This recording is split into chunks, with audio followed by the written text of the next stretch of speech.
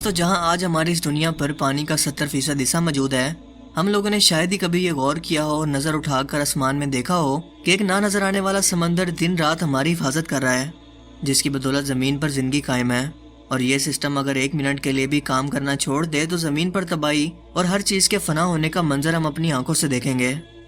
اس زمینی حفاظتی طے کو ہم اس کا ماحول یا ایٹماسفیئر کہتے ہیں، جو گیس کی مختلف لیئر سے مل کر بنا ہے، اور ہر ایک لیئر کا اپنا ایک الگ کام ہے جو کہ اس کے بنانے والے نے اس کے ذمہ لگایا ہوا ہے۔ مثلا ٹروپوسفیئر، اسٹریٹوسفیئر، میزوسفیئر، تھرموسفیئر، ایگزوسفیئر جو کہ 78% نائٹروجن، 21% آکسیجن اور صرف 1% دوسری گیسز پر مشتمل ہے، مثلا ہیلیم، نیون اور کاربن ڈائی آکسائڈ وغیرہ،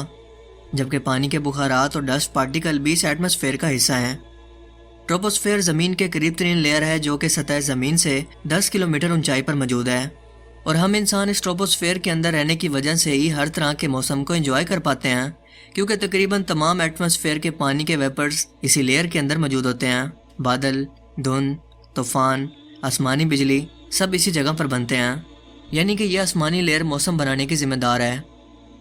جیسے جیسے ہم زمین سے اونچائی کی طرف بڑھتے جائیں تو ہوا کا دباؤ کم ہونے لگتا ہے، جس سے ٹیمپریچر بھی کم ہو جاتا ہے، لیکن آکسیجن مالیکیول سیم رہتے ہیں، مگر بیرونی دباؤ کی وجہ سے آکسیجن مالیکیولز پھیل جاتے ہیں، یعنی کہ آکسیجن کی مقدار کم ہونے لگتی ہے۔ اسی لیے جتنا اونچائی بڑھتی جائے آکسیجن کا لیول بھی اتنا ہی کم ہونے لگتا ہے، جو کہ انسانوں کے سانس لینے کے لیے سب سے اہم ہے۔ تقریباً 5.5 کلومیٹر کی اونچائی پر زمین کی سطح کے مقابلے میں آدھی آکسیجن رہ جاتی ہے، جبکہ 7.5 کلومیٹر کی اونچائی پر پودے بھی نہیں اگ سکتے، اور کئی جاندار اس اونچائی پر سانس لے کر زندہ نہیں رہ پاتے،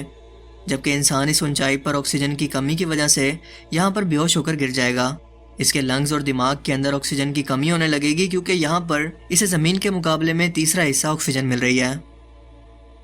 چلیں اسے ایک مثال سے سمجھ لیتے ہیں۔ ایئر لائن انڈسٹری اونچائی پر جاتے ہوئے ہوا کے کم دباؤ اور آکسیجن کی کمی کو پورا کرنے کے لیے خاص طور پر پریشرائز کیبن کو استعمال کرتے ہیں، جہاں پر پیسنجر بیٹھتے ہیں۔ یہاں پر عارضی طور پر آکسیجن لیول کو مینٹین رکھا جاتا ہے، جبکہ جہاز سے باہر یہ پریشر انتہائی کم ہے۔ ان پریشرائز کیبن کے اندر بھی زمین کے مقابلے میں 2.5 کلومیٹر اونچائی کا پریشر رکھا جاتا ہے، یعنی کہ سطح زمین کے مقابلے میں 25% کم۔ 2.5 کلومیٹر اونچائی پر بنا کسی ماڈرن ٹیکنالوجی کے پرواز کرنا انسانوں کے لیے ایٹیٹیوڈ سکنس یا ہائپوکسیا کی وجہ بن سکتا ہے، ایک ایسی کنڈیشن جس کے اندر جسم کے مسلز اور دماغ میں آکسیجن کی کمی آہستہ آہستہ سے ہونے لگتی ہے، اور ایسا لگاتار ہونا موت کی وجہ بن سکتا ہے۔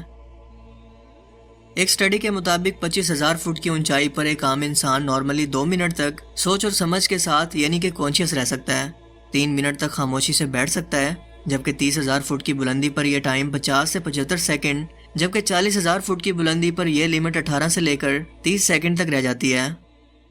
ماؤنٹ ایوریسٹ کی اونچائی پر یعنی کہ 8,848 میٹر اونچائی پر کچھ ہی منٹ کے اندر انسان کی آکسیجن کی کمی کی وجہ سے جان بھی جا سکتی ہے، کیونکہ یہاں پر اس کے مقابلے میں انسان کو تیسرا حصہ ہی آکسیجن ملے گی جتنا کہ زمین پر،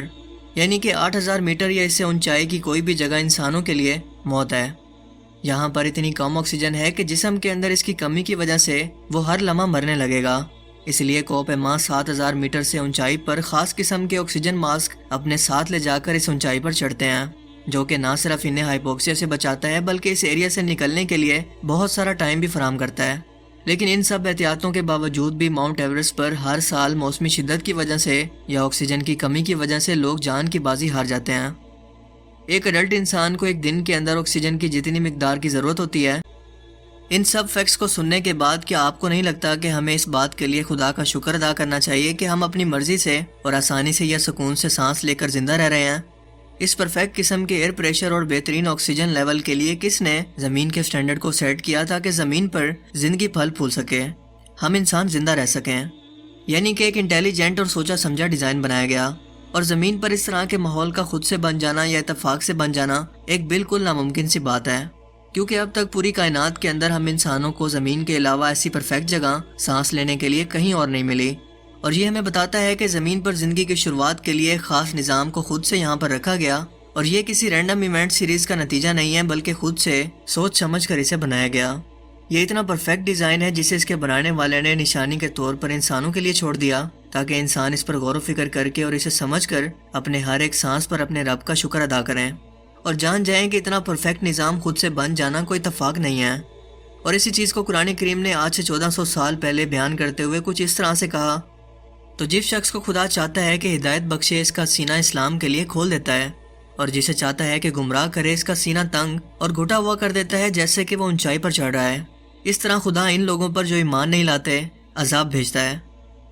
دوستو، اس حقیقت کو آج سے 1400 سال پہلے عرب کے لوگ بالکل جانتے تک نہیں تھے، اور آج جدید ٹیکنالوجی کی مدد سے ہم اس کا کانسیپٹ ماحول اور آکسیجن کی اہمیت کو جان پائے ہیں، جو کہ ایک بار پھر سے اس بات کی گواہی ہے کہ قرآن کریم اللہ کا کلام ہے، یہ حق اور سچ ہے، اور اسی کریٹر یا پیدا کرنے والے کا کلام ہے جس نے یہ پرفیکٹ نظام کو پیدا کیا اور اسے نشانی کے طور پر اپنے کلام کے اندر بھی بیان کر دیا۔ کیا لوگ اب بھی اس کے سچ ہونے پر کوئی سوال کر سکتے ہیں، یا کسی کا کوئی شک باقی رہ جاتا ہے؟ مجھے امید ہے کہ آج کی اس ویڈیو سے آپ کو بہت کچھ نیا جاننے کو ملا ہوگا اور یہ ویڈیو آپ کو پسند آیا ہوگا۔